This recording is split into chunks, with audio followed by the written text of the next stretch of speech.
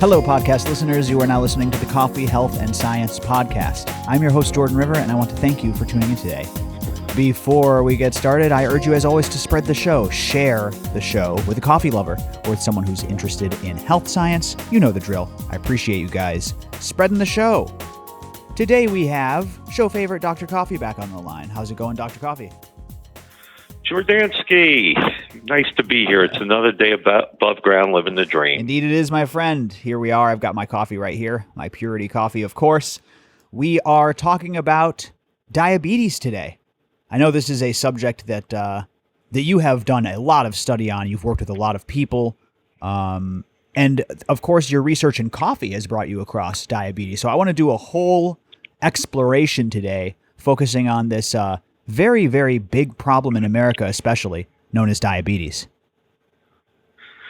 Well, that's a great topic. I'm down for that. I got to tell your readers, your listeners, though, there are going to be things that I say that come across as not mainstream. Right. So hopefully nobody will yell at me. Well, you know what? I think that we're open to just about anything at this point because the mainstream hasn't done us very well. If you mean by mainstream, doctors' recommendations around health, the nutritional kind of philosophy that we have in the West, we're not doing so good on that mainstream. In fact, we lead the world in things like obesity and diabetes, right? Is there anyone else who's outdoing us here in America, is what I'm saying, in the United States?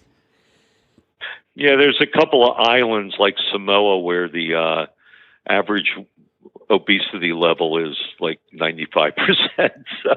But as far as a large nation, it's us, right? It's us. That's right. We are leading the world in air pollution and diabetes. So. Oh my gosh. Well, you know, we're going to talk about that. I want to talk about why that is specifically. But first, why don't we start from the beginning? Since we're doing a diabetes exploration, I know there's different types, and they are vastly different conditions. The different types. Can we kind of go over that really quickly? Sure, and I can tell your readers that part of my part of the things I say that are not as mainstream will come across here. So there are three types of diabetes. There's type 1 diabetes, which is an autoimmune disease in which there are these cells in the pancreas called islet cells, and they're responsible for producing insulin. And insulin is responsible for reducing blood sugar. And in the type 1 diabetes, the islet cells are not able to manufacture insulin. They're not functioning properly. Right. And so you have large increases in blood sugar. Most people call this childhood diabetes. Okay. And that's wrong. Yes, you see it in children who are born with an autoimmune problem where the islet cells are not working. But you can develop type 1 diabetes later on in life. I see. Sure. So older doctors used to say, no, it's juvenile diabetes is type 1. And if you get it later on in life, it's type 2. And that's not correct. Interesting. So type 2 diabetes is that there are these sensitivity cells, these receptors, and the receptors are where the insulin sits to reduce blood sugar. And so in type 2 diabetes, which can occur at any age, it can occur even in kids. So there's plenty of insulin to go around, at least in the beginning of the disease. Eventually you wear out the islet cells because you keep saying, I need more insulin because I need to lower my blood sugar. Your cells are saying that, right? They're communicating with the brain, and they're saying, hey, blood sugar is too high, send out more insulin. Overworking it. Yeah, so the insulin isn't able to get onto the receptor and to reduce the blood sugar. And so it becomes a vicious cycle, and eventually you wear out your islet cells from producing insulin. But it's a receptor problem, and we call that type 2 or insulin resistance diabetes. Okay. Wow. Just that explanation already has opened my eyes to this, but please continue. Sure. So then there's what I call type 3 diabetes. Okay. And this is very controversial because I'm the one that calls it this and started calling it this 10 years ago. And there are other people that call this now as well. And it's where the blood sugar affects the brain. Oh. Okay. And so we call that Alzheimer's or dementia. Oh, crazy. So eventually that's what it leads to, those plaques and tangles in your brain. Yep. Whoa. That is And wild. so we call Alzheimer's type 3 diabetes. And I don't know that scientifically it's 100% accurate, but here's the thing. We know that there is a strong correlation between sugar passing the blood-brain barrier and leading to forms of dementia.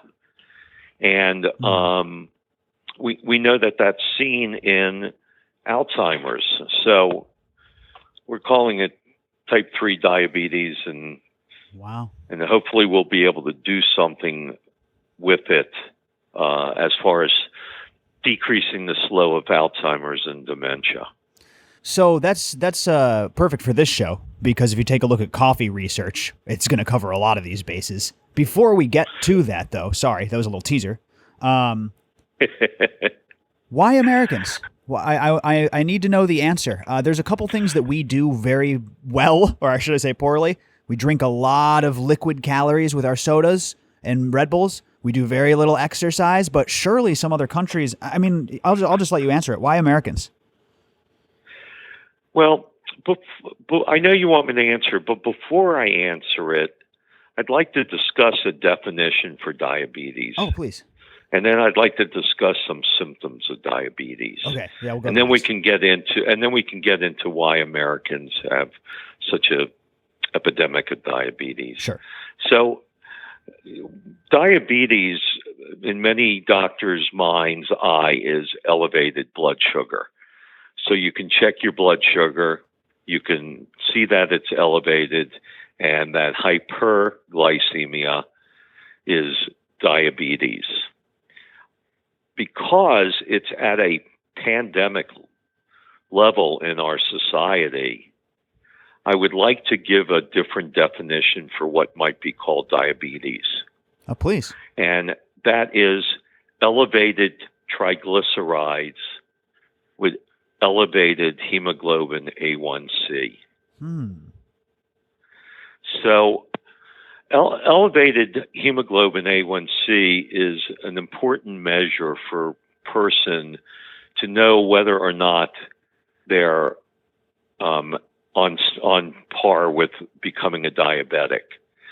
So glycosylated hemoglobin, or hemoglobin A1C, is how much sugar coating are in your red blood cells. Oh, okay.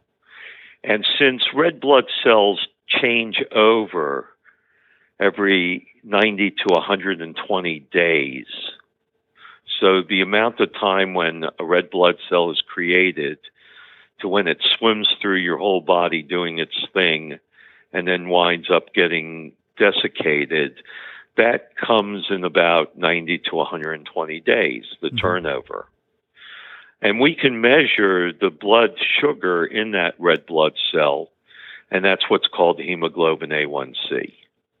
Okay. And so it should be less than 5.5.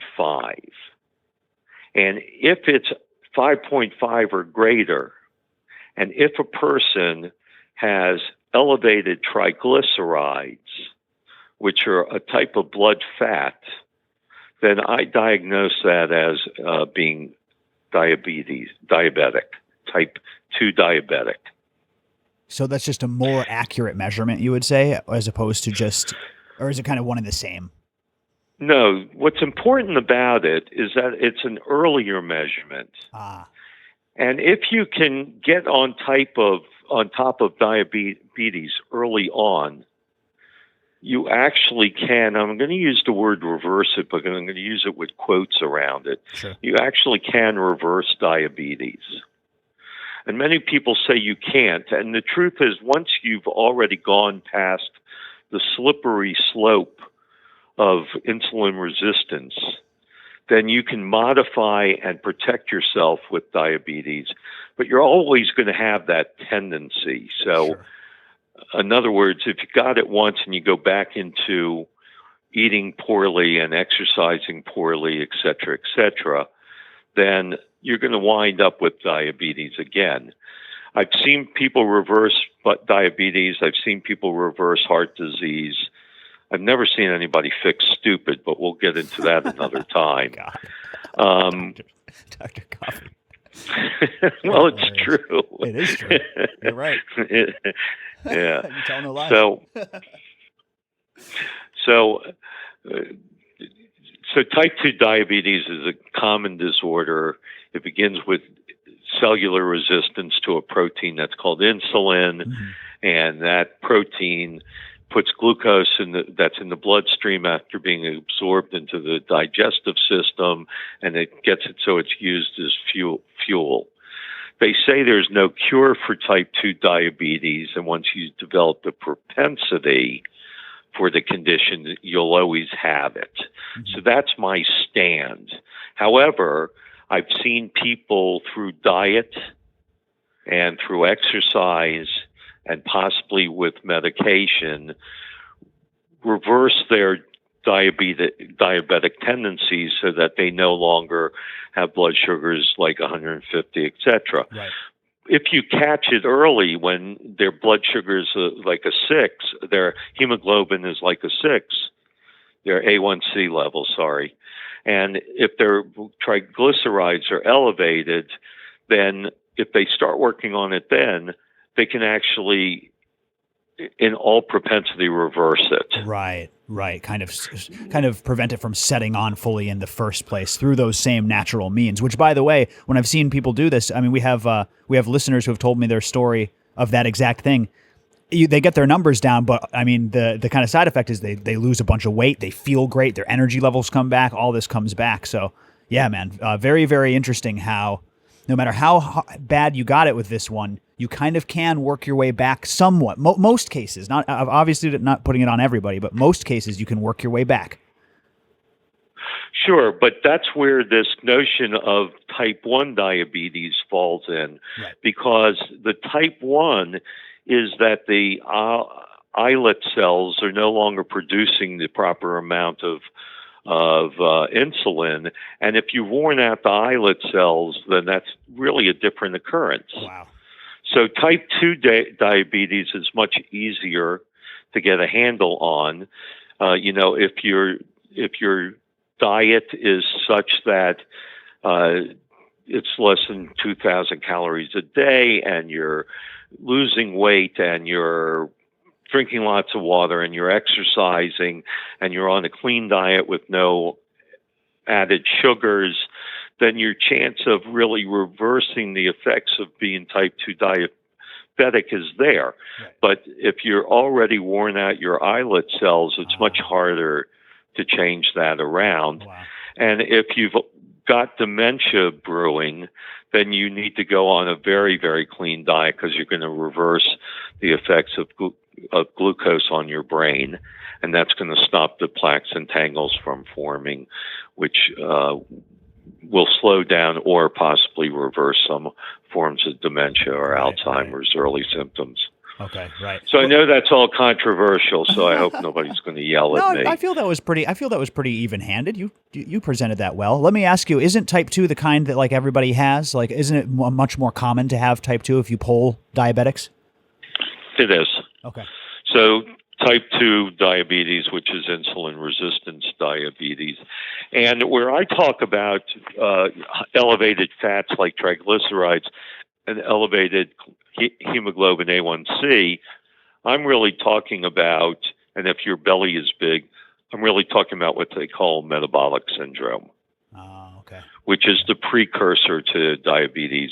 In my mind, it's stage 1 diabetes. Right. Well, you've used the term diabesity on this podcast before, and maybe that'll segue nicely into that question I asked earlier. I mean, that's a pretty good answer to it, but why Americans? We all got these big guts and we all got diabetes. Everyone's on insulin now.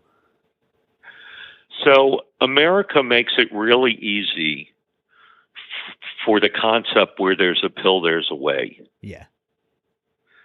If you look at the way drug companies advertise their drugs, I want all of your listeners to watch the news between 5 and 7 tonight.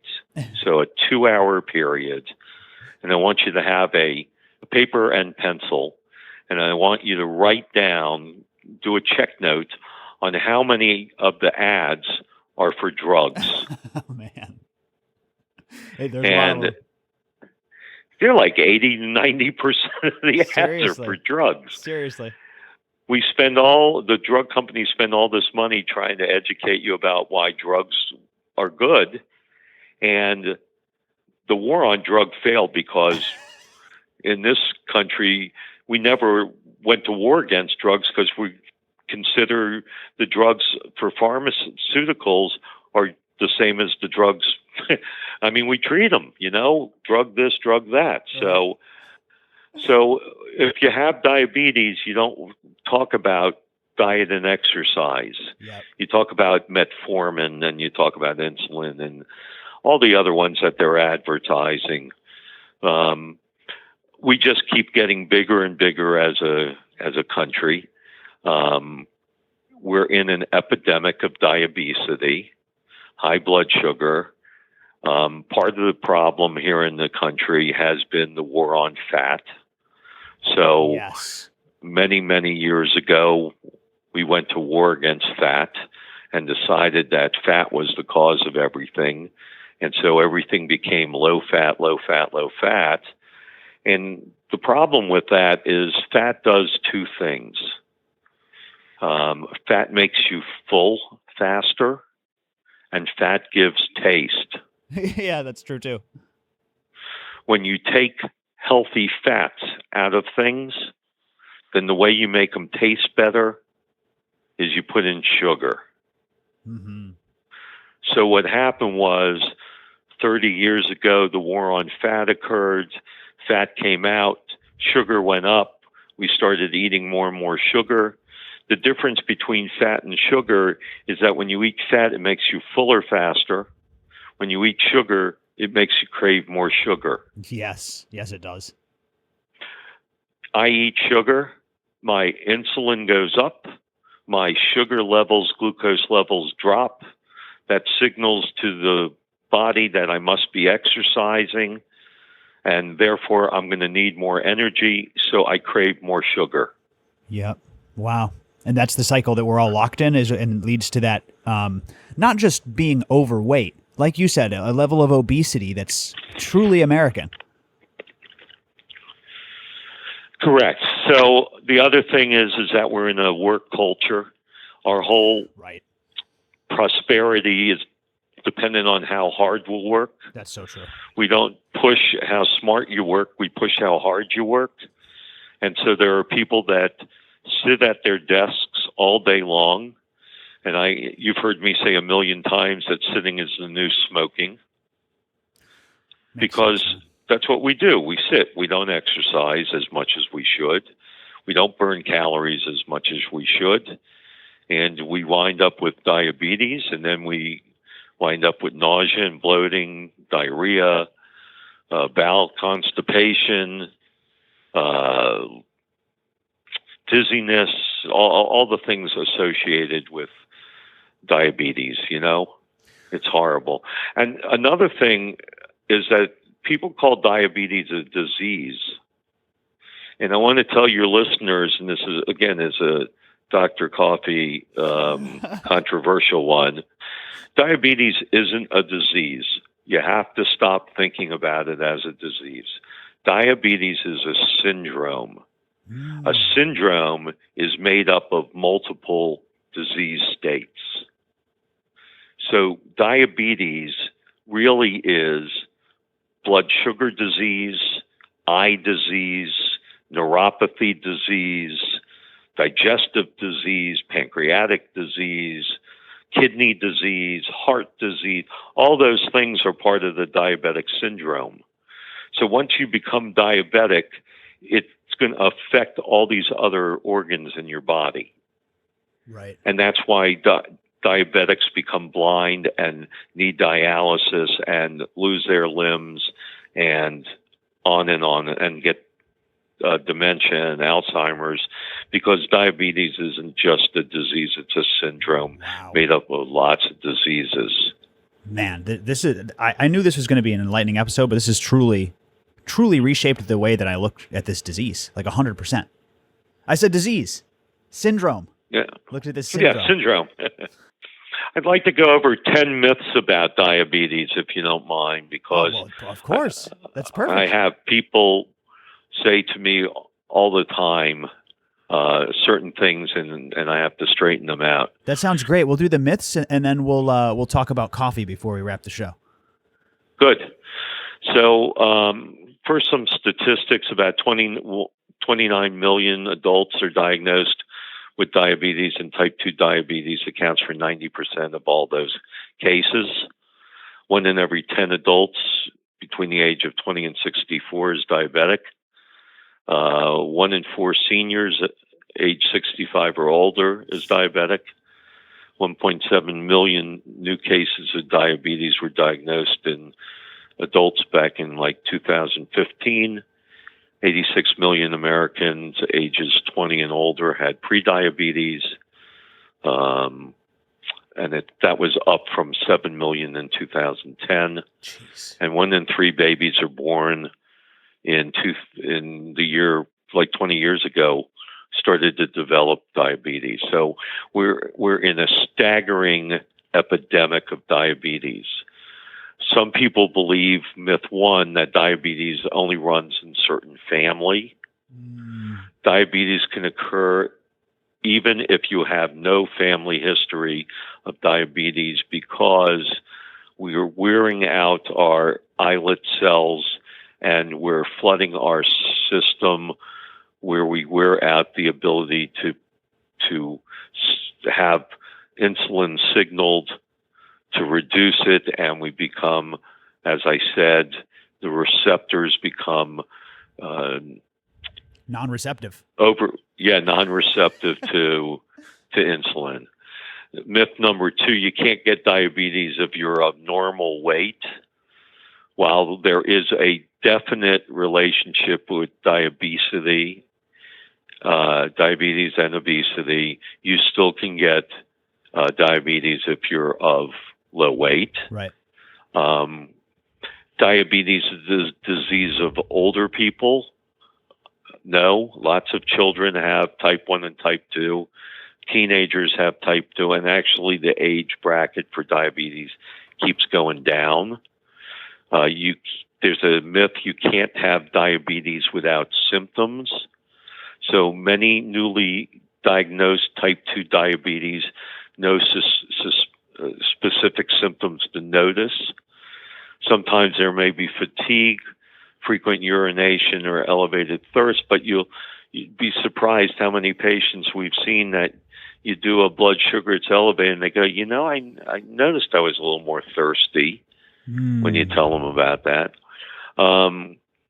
Diabetes, there's a lack of insulin. Again, type 2 diabetes, there is receptor problem, insulin resistance.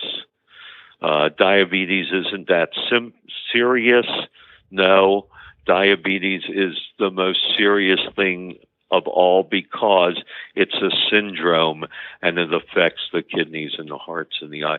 So if you are eating lots of sugar and you're starting to be thirsty a lot, and your sugar is now elevated, or your hemoglobin A1C is elevated, and your triglycerides are elevated, I'm going to tell you, you're going to go blind. You're going to lose a limb. You're going to lose your kidneys. Get on top of it now. And last but not least, diabetes in pregnancy. Oh. It's called gestational diabetes. It's high blood sugar in pregnancy. Most women will begin to have normal blood sugars after delivering, but it puts you at a greater risk of type 2 diabetes. I have too many OB-GYNs that tell their pregnant patients there's nothing to worry about. No, you have this propensity, this tendency to not handling blood sugar properly. Wow. So get on it. So that's my myths. Wow, that was great. Just really quick to dive into that last one. You're saying that that's the same exact indicator. If you had the gestational diabetes during pregnancy, you're saying get on it after pregnancy. Get on that good diet. Get away from those processes. That's what you're saying, right? Yeah, because a lot of the OB-GYNs tell their patients that as soon as you're through with your pregnancy, you're going to be back to normal. Right. But wow. But there's such a relationship between having a greater risk to type 2 diabetes later on in life if you have gestational diabetes. Wow. That is fascinating. Never heard that one. Again, man, this is a crazy, eye-opening episode. Very good. Very good. Let's talk coffee. Coffee. Yeah. I mean, listen, we've talked about the reductions. Maybe you can go over, I mean, I can pull up the statistics if you'd like me to, but just talk to me about coffee and specifically why this bean extract could help us with those complex receptor reactions. So there is there are statistics that say people who drink 3 to 4 cups of coffee per day are associated with a 25% lower risk of developing type 2 diabetes compared to consuming no or less than 2 cups per day. Mm-hmm. So there is a dose relationship of coffee, and we know that 4 cups of coffee, the relationship is 25% lower risk of having diabetes. Wow. So that is a wonderful study. There have been many, many studies. There's a great study from 2002 from Dutchmen. There's a great study from 2009 that looked at 8 different countries. So there are lots of studies out here that all say the same thing.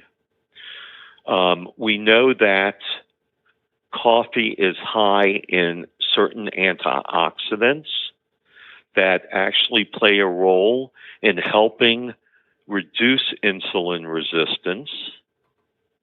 We know that there is an epidemiological study that shows that people who have high amounts of these antioxidants have much better control over their islet cells in the production of insulin. And when I'm talking about coffee, just so we're on the same page, I'm talking about a good quality coffee that's black. I'm not talking about a ultra high Macco Carimato vanilla 10 cups of sugar 2 extra macchiato. Pumps of syrup. Yeah, give me the extra pumps. I know, yeah, with whipped cream, exactly. So I'm talking about coffee as a medicinal herb, not a coffee drink. So what constituent, if you had to point to one, is it the is it the incredible antioxidant dose? Is it maybe something in there, a specific compound like the trigonylene or whatever that's doing this? So I have not been able to find one specific study that absolutely said this is it. Right. We know that there are chemicals like capistol and trigonylene and others that are healthy for the body that help us maintain the cell metabolism properly. But I haven't seen one study that says this is the end-all, be-all. And what I mean by that is that even caffeine plays a relationship between our development of diabetes. So we know that if you don't have diabetes, the caffeine in coffee helps reduce the risk of diabetes, just like the other chemicals does. Unfortunately, when you have diabetes, the caffeine can cause some problems. I see. And coffee can cause some problems with insulin resistance once you are diabetic. Whoa. Okay. So it's, and I believe, if I'm not mistaken, it's more effective than decaf at prevention. But then once you have it, applying that stimulant of caffeine might have a different result on your body now that you have the pathology, the syndrome. Right. Because part of the problem with diabetes, which people don't talk about, is the liver. And I know you've had a couple of great sessions that you've done with people on liver health. Yes, absolutely. We had Sanjeev Chopra on to talk about exactly that, the relationship between the liver, which is really under covered, I feel, and diabetes, which I had never really put together. Yeah, so glucagon is really important when it comes to understanding diabetes, which is liver function, and also hepatic clearance of caffeine is really important. So in people that are real sensitive to caffeine, it means that their caffeine clearance through their liver is not working as well as it should, and that can be a pre-diabetic symptom. Whoa. It really does affect, like you said, so many different parts of the body. I just was expecting to do like a nice, concise diabetes exploration, but this was kind of mind-blowing. I don't know how else to say it. Well, I think if we were to, in the future, take some other things like hepatitis and cardiovascular disease, and we could do that, and I could... I'll tell you what, if your listeners like this approach where we took a disease process, let them give a thumbs up to you, and we can do some others. Absolutely, 100%. And I think that will definitely be the case after today's episode. We're already past our out time here. Dr. Coffey, thank you so much for spending this time with us. We will certainly be doing more in the future. My pleasure. Have a wonderful weekend. Yeah, and that's all, listeners. So we'll see you next time. Hope you enjoyed this awesome episode. This is Dr. Coffey and Jordan Rivers signing off, saying have an extraordinary day. We'll see you next time on the Coffee, Health, and Science Podcast.